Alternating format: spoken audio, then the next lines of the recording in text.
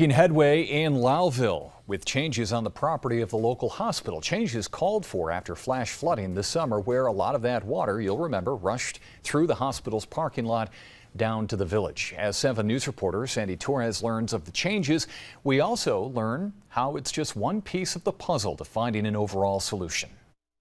The stone wall at Lewis County Health System looks different, reinforced and built higher. Efforts to help alleviate another rush of water like what was seen here in July and August. It is hopeful, because now you're working on addressing the problem. Are we all the way there? Absolutely not. Also built in the wall, a 30-inch pipe that will carry water to other existing pipes, which were discovered to be clogged with debris during the last storm, which made things worse.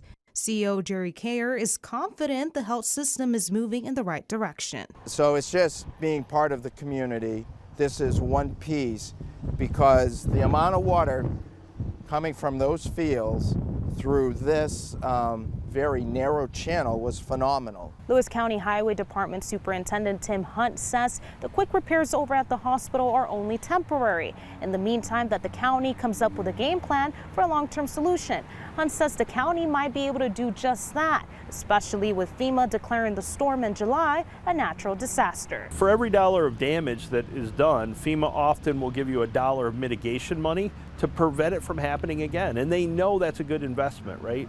Why would we go and, we know there's millions of dollars of damage in the school, and we don't want to fix that just to see the next major rainstorm flooded again. Hunt says it is a relief to have the flood in July be declared a natural disaster, and that county officials are waiting to hear back from FEMA as to what's the next step.